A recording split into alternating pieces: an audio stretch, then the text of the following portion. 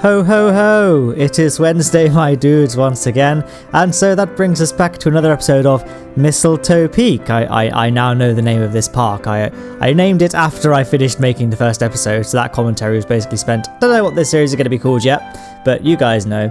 But now we both know, so there's no kind of dramatic irony going on anymore. But in case you couldn't determine from the title and thumbnail of this video, in this episode we're going to be covering the construction of both the train station in and out of the park.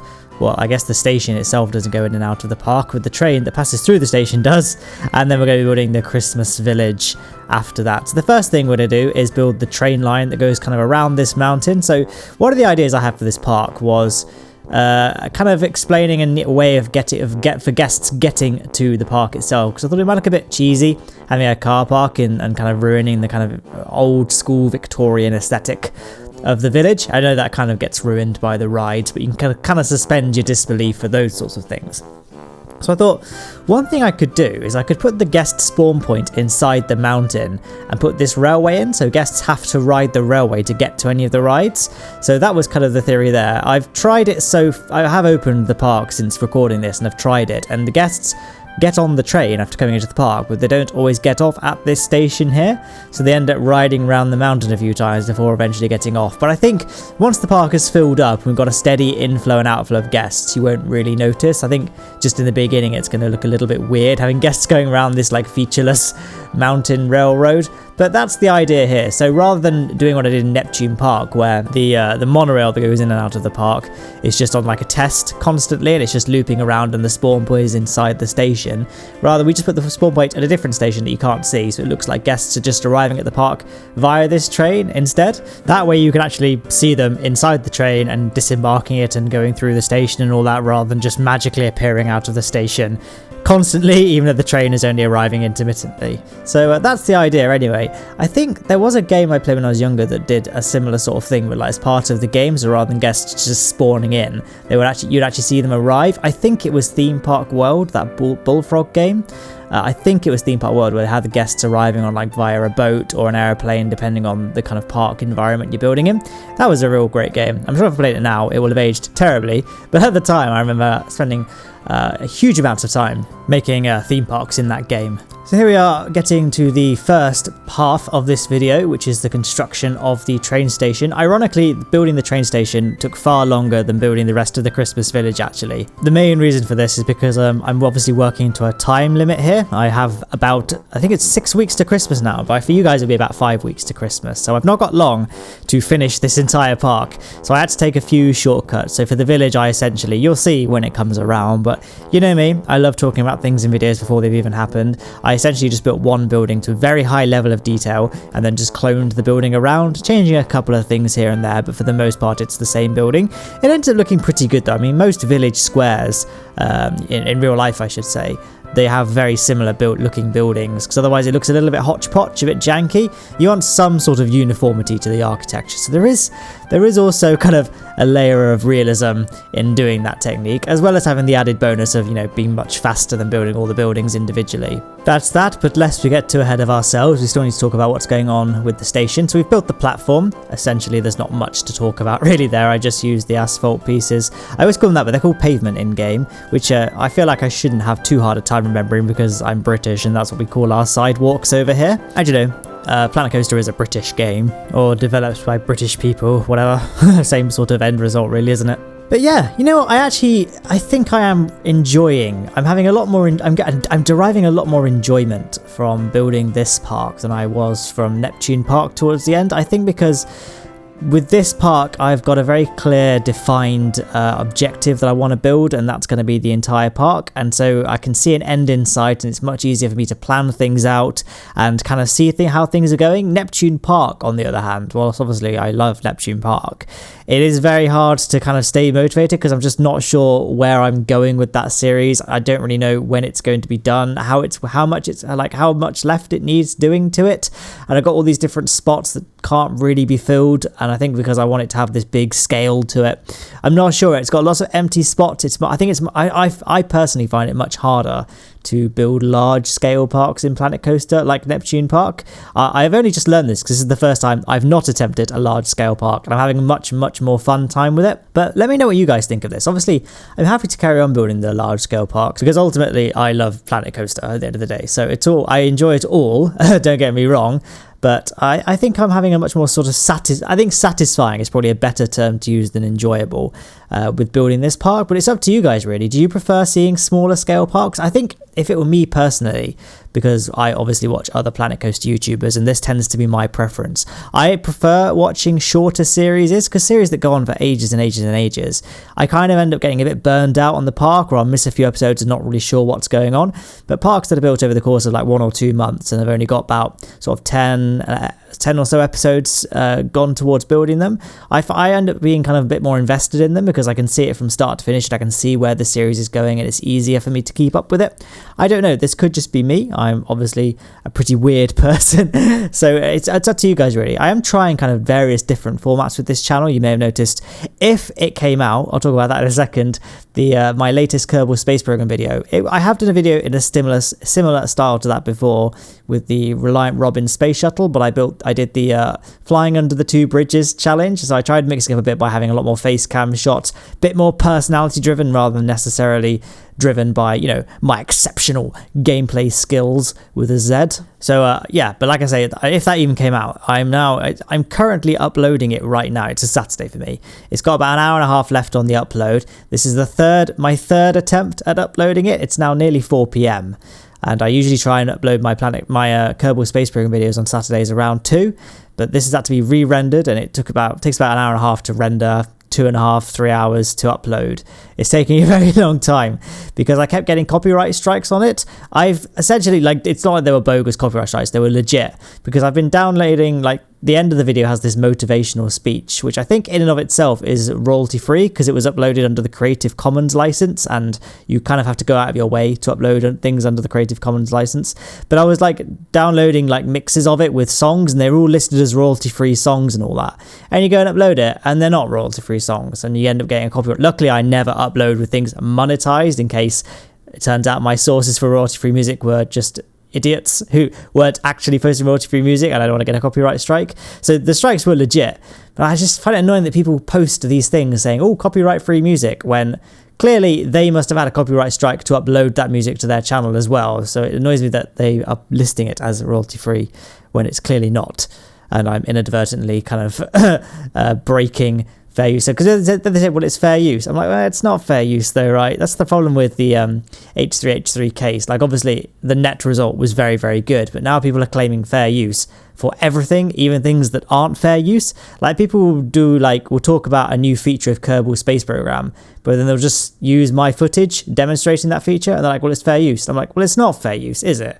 Because you're not transforming the work. You're literally using the exact same, using my footage to discuss the same purpose that I used it for, and you're not like changing it. You are competing. You're diminishing the value of the original. We could talk all about this. This has only happened once or twice, and I just left a comment, and they were pretty respectful about it, and whatever. So water under the bridge, I suppose. But it just goes to show that people don't really seem to understand fair use, and they just think it's an excuse to do whatever they want with copyrighted material, which unfortunately it is not. But yeah, once again, rather strange divergence there. So, well, I mean, like, I feel like the footage here really does all the talking for me, doesn't it? I mean, you can see me building the station building. Well, I say station building, I should say station buildings, because how many individual Planet Coaster buildings do we have now? We've got a lot. Like, the actual roof of the lower roof, this bit here that I'm currently building on the left hand side of the station is like 2 separate buildings to fill in those gaps properly, because to get the roof to fit properly I had to use the advanced move tool, which you can only do for separate buildings. You can't do that within the same building unless using specific scenery pieces which don't include the standard roofs or walls. So I kind of had to make separate buildings, and other parts of the station building I had to separate bits out just to get the exact right dimensions I wanted.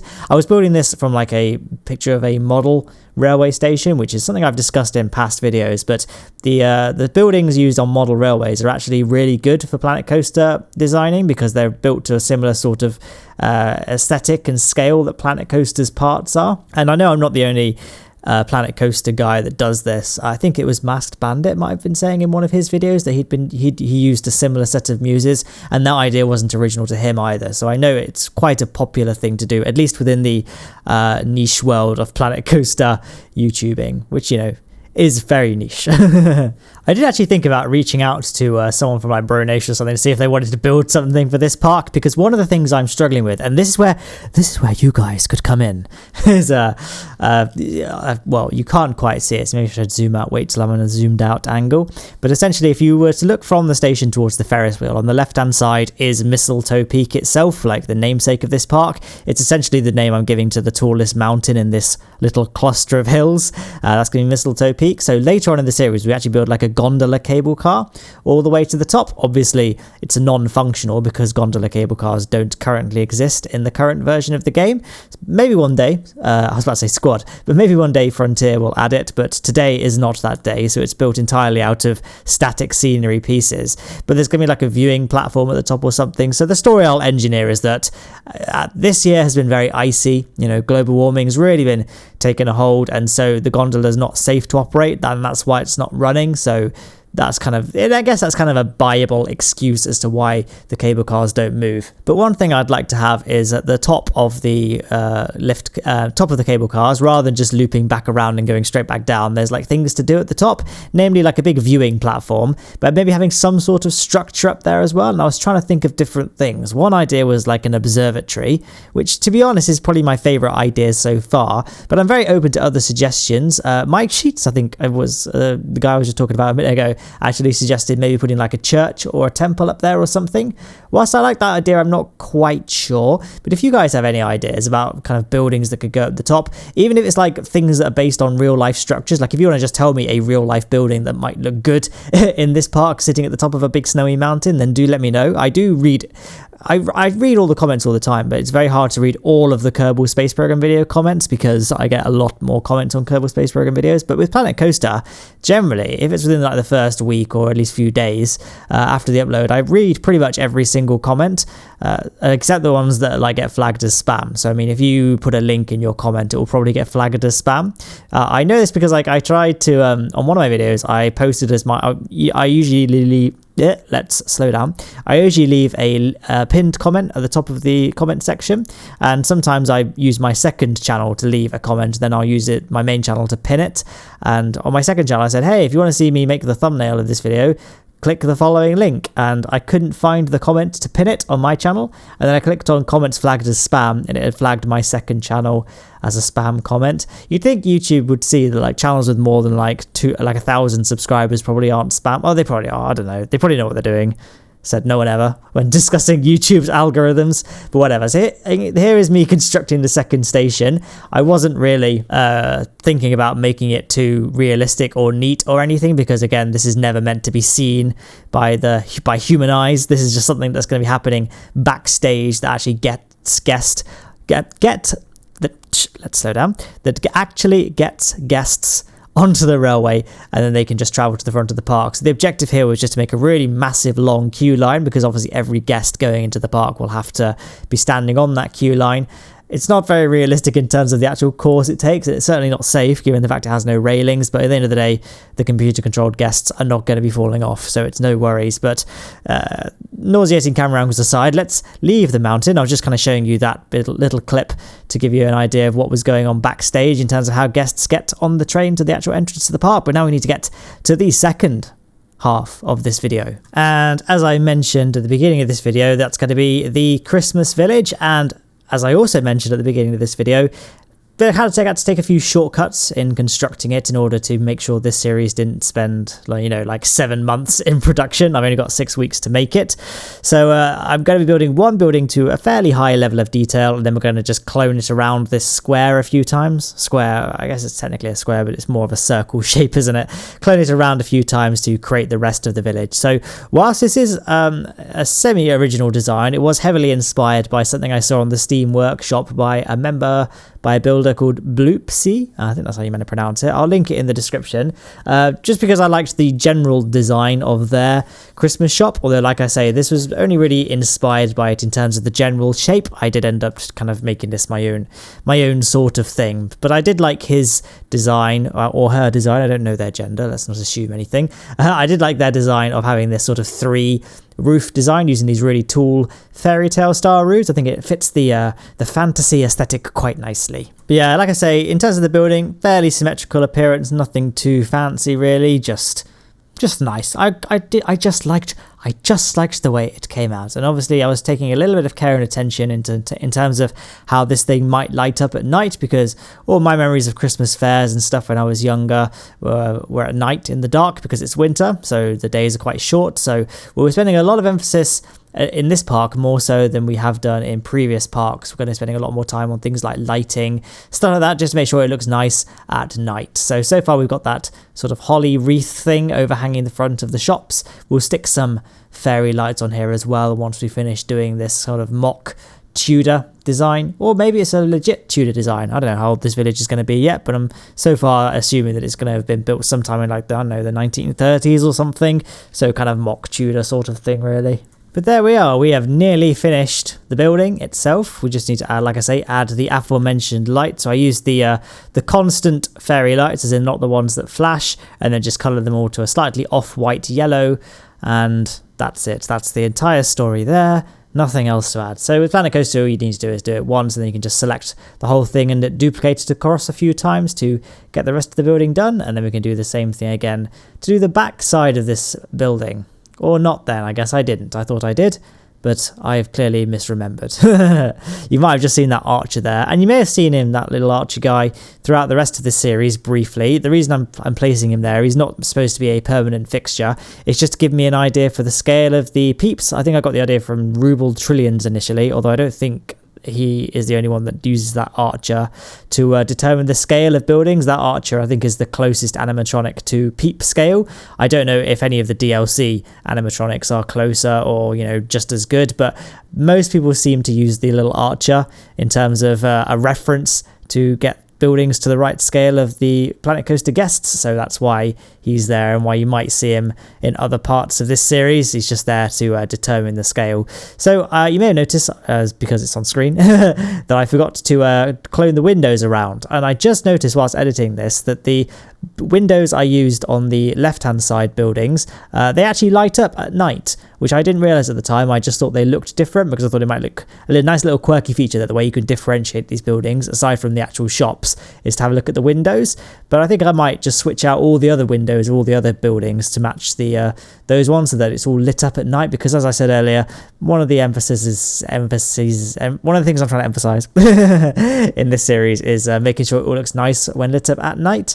So that's that. So yep, replace all the shops, so there's all lots of different shops. I'll probably put a seating area in at some point, probably those big patches of pavement in front of all the shops, which at the moment are just sitting there covered in snow. I'll put some benches and stuff on there so guests could theoretically eat there. Maybe put some like patio, I don't know what their actual name is, I always call them patio heaters. They're like umbrella stands, but they're just like heating units basically. I'll put some of those down as well.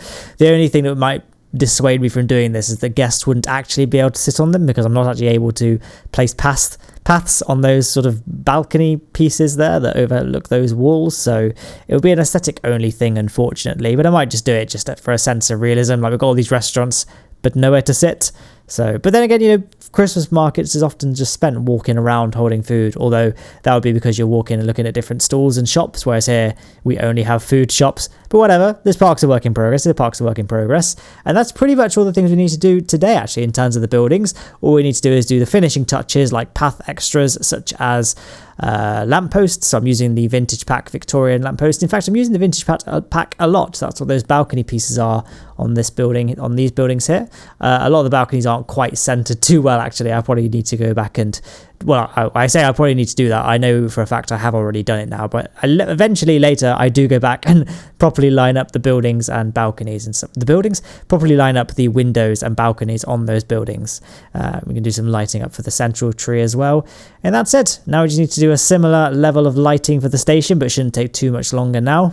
But yeah, I think I really liked the way this station came out, actually. I think this could easily be my favourite station I've built. I think I liked the one I built in Mirror Lake, although admittedly it wasn't a very good... it was a very traditional Victorian-looking station, but it was for a monorail, so it was raised off the ground, so it looked a bit weird. The Neptune Park train station was quite nice as well, but I think this is probably my favourite by quite a long margin. So I hope you feel similarly as well. I think these lights here are really just the icing on the cake in terms of the aesthetic of it. Not just for this station, in fact, but the entire little Christmas village. I think the lights really add something to it. So yeah, overall it looks pretty nice. So just finishing off those there, and then we can just light up the rest of the station building, I guess, by putting some lampposts both on the platform and some lights on the actual building itself. But then I think it's pretty safe to assume that there's nothing else that we need to cover in this series. I'm trying to think if we actually included anything else in this video that I've just been spending ages editing, so you'd think I would remember if we did, but I don't think we do. So I'm just trying to think what we do in the next episode. I think the next episode is going to be spent dressing up the foot of the big Ferris wheel at the top of the park. That's meant to be the main centerpiece that you see as you go in, similarly to how the Disney Princess Castle, is it Sleeping Beauty's castle in Disneyland, is like the big centerpiece as soon as you walk in, and with this park you immediately see that big lit up Ferris wheel. But as you can see, it looks a bit weird, it looks a bit janky around it, where it's just a path that kind of snakes around. So we're going to do some lots of theming, dressing up the base of the Ferris wheel, making some signs for it to make it look nice and in keeping with the rest of the park's rustic aesthetic. Oh, actually, I've completely forgot that I realised that I probably should have added some chimneys to these buildings earlier, just to really sort of serve as a finishing touch to them. And I actually clipped some smoke special effects inside of them, so that it looks like they got some nice roaring fireplace into the inside, just to make this village look a little bit cozier, a little bit more kind of like these buildings are lived in and not just, prop buildings for the park. But I guess you could make the case that this could be where the upstairs of these buildings are, where like the supply cupboards are, where the park offices and staff rooms are, that sort of thing. I mean, they do have doors leading into them at the end of the day. In between each of the shop fronts, there's like a little door that leads into the building. So maybe, you could easily make the case that there are things inside here, although I would imagine we would be heating those with modern electric or, gas heating systems rather than fireplaces. I'm getting a bit overly focused on a very minute detail when I think you guys could have probably jumped to that conclusion on your own. Then we're chatting. I really like the way the fairy tale bins look, actually, especially for the way this park looks. So I used the golden crown fairy tale bins, and then we needed some sort of border between the Christmas tree and the path, because it kind of looks a bit weird having both a curb and then just nothing. So I experimented with a few different objects before ultimately settling on the little rocks to line the border there, in a similar way I lined some of the curb edges in Neptune Park, specifically around the Wild Mouse coaster. And I think, using the little stones, I don't really see many people use the little stones to make like the borders of paths, but I think they look really nice. And then obviously we need to do some addressing to these sorts of little path edges as well in just a second, after I decided to place a welcome sign there that I ended up getting rid of almost immediately. But yeah, we need to do something here. So in the end, I experimented with different curb types, fences, and in the end just decided to go with something simple. So in this case, I just made some snow mounds there. So let's just pretend that this path was covered in snow and it all just got swept to the sides like that to make these sorts of artificial kind of path dividers. And even though it's just snow, so underneath that snow is just the path. It was all wide, there's no like path edges. But yeah, that's that. There's a nice little shot of the park in the daytime. We can do some panning around, and then you can see some quick shots of it at night time. We can set the park's lighting to be at 10 p.m. And there you go, another lovely little shot. We can take a screenshot there, possibly use that for the thumbnail. Don't know what I'm going to use for the thumbnail yet. And then you can see the station building itself. So, like I say, next episode we're going to be doing some work to the Ferris wheel. We can then start thinking about opening the park to guests, and obviously constructing the cable cars, and then eventually building some more things. Right now I'm building a roller coaster, so that's going to be fun and exciting when it gets here, but let's not get too ahead of ourselves so far. We can talk about what we've done in the past, specifically on screen now, as well as a link to my Patreon and to subscribe to my channel if you liked that. And if you want to leave a like or a comment on this video, then you're quite welcome to. Specifically suggestions for things to put on the mountain, because I don't really know, I haven't really got any ideas myself. Other than that, I hope you enjoy the rest of your Wednesday, my dudes, and enjoy the videos to come. Goodbye.